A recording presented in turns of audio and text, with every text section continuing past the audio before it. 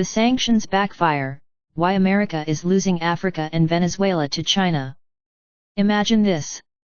A superpower, once unchallenged, sitting at the very top of the world order, believing it can bend nations to its will with the flick of a pen, the stroke of a signature, and the wave of sanctions.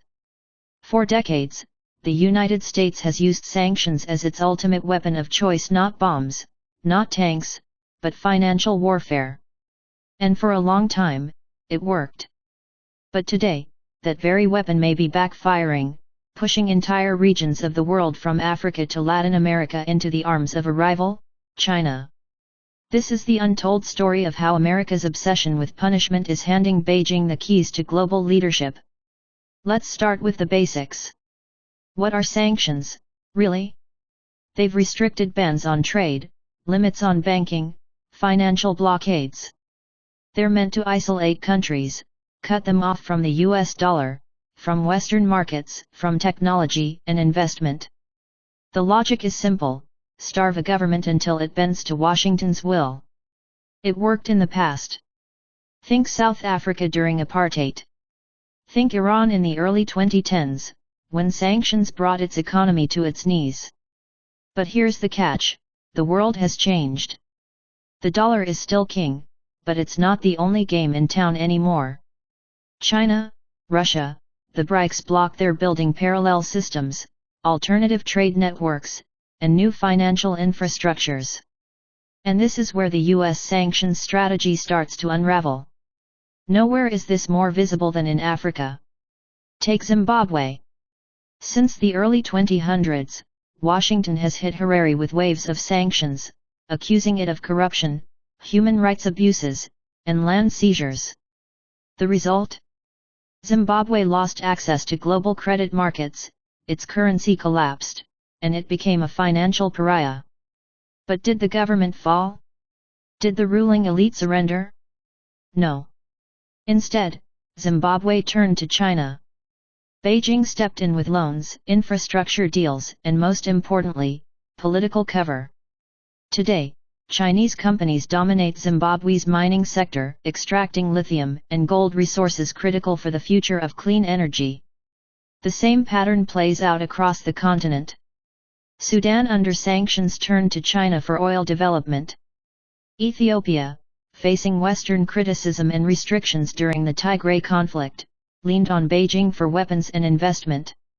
Even Sahel nations Mali, Burkina Faso, Niger now pivots toward non-Western partners after decades of Western military and financial dominance.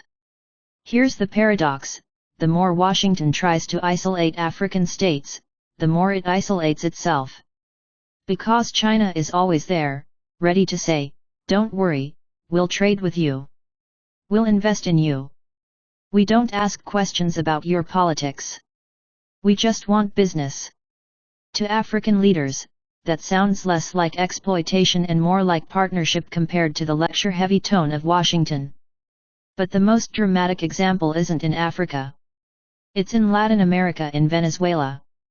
Once the richest country in South America, Venezuela sits on the world's largest proven oil reserves. For decades, its crude flowed to the US, fueling cars, planes, and the entire American economy. But when Hugo Chavez and later Nicolas Maduro clashed with Washington, the sanctions hammer came down. The US banned Venezuelan oil exports. It froze assets. It blocked PDVSA, the state oil company, from global banking. The goal was simple: choke off the regime until it collapsed. But here's the twist. Instead of falling, Venezuela adapted. It started selling oil at a discount not to the US, but to China. Tanker after tanker sailed across the Pacific, carrying crude that Beijing desperately needed to fuel its industrial machine. The sanctions meant Venezuela couldn't sell at full price, so China got oil at bargain rates. In return, Caracas received loans, investments, and political support at the UN. Think about that for a moment. A US policy meant to weaken a rival ended up gifting China a long-term energy supply deal at fire sale prices. That's not strategy, that's self-sabotage. Here's where things get even more dangerous for Washington. Sanctions only work when the target depends on the US dollar system. But what happens when countries simply stop using dollars? That's exactly what's happening. Russia, after being hit with massive sanctions in 2022, shifted oil trade to yuan and rupees.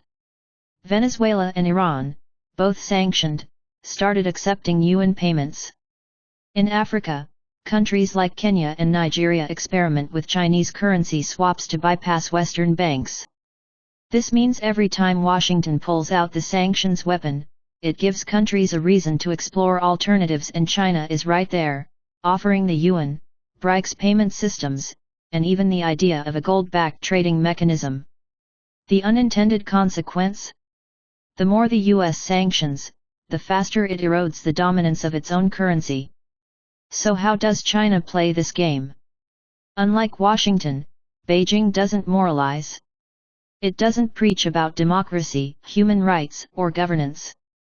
It simply asks, what do you have? Oil? Lithium? Cobalt? Land for infrastructure? Good.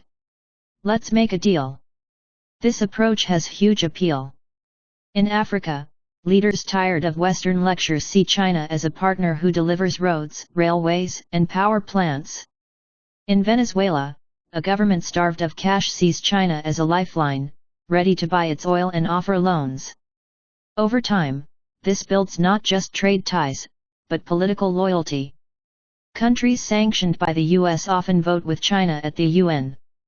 They back Beijing's positions on Taiwan, Xinjiang, and the South China Sea.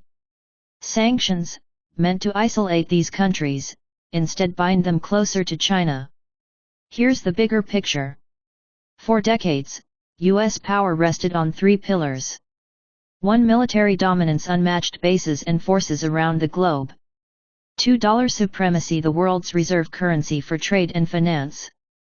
3. Diplomatic influence, the ability to build coalitions and pressure governments. Sanctions were the perfect expression of this system, a way to punish without firing a shot. But in today's multipolar world, those pillars are cracking. China may not have America's military reach, but it has something arguably more important: economic gravity. Nations need infrastructure. They need investment. They need markets. And China offers all three. When Washington sanctions, it pushes countries away. When Beijing invests, it pulls them in. That's the difference between punishment and partnership. Let's zoom out even further. Across the global South Africa, Latin America, Asia, there's a growing resentment of Western dominance.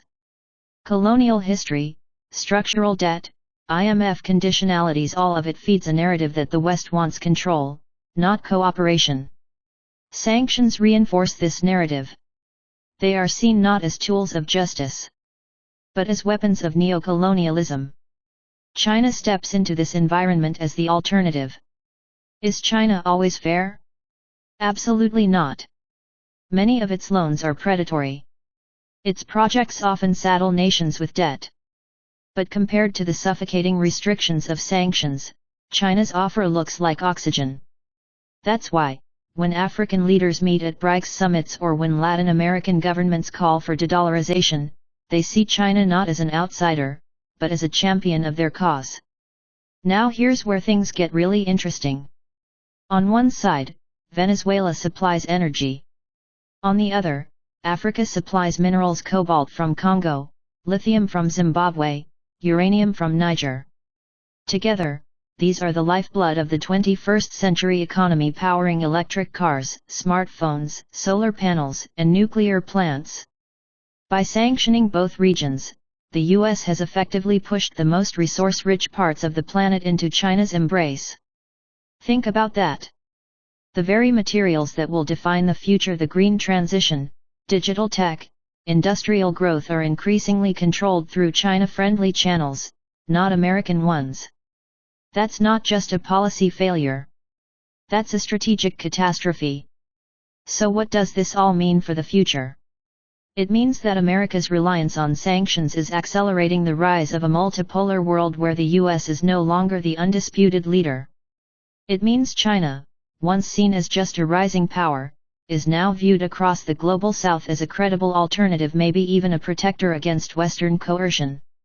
It means the dollar's dominance, while still strong, is under real threat for the first time in 80 years. And it means Washington faces a hard truth: the more it punishes, the more it loses. Here's the lesson. Sanctions were once America's ultimate weapon. But weapons lose their edge when overused. And today, sanctions are cutting into America's own power, eroding its currency, alienating potential allies, and opening the door for Beijing. China didn't have to outfight the US militarily. It didn't have to outspend it on weapons. It simply had to wait and let Washington push entire regions into its arms. From Africa's mines to Venezuela's oil fields, from the halls of the UN to the ports of the Belt and Road, China is now positioned as the partner of the punished.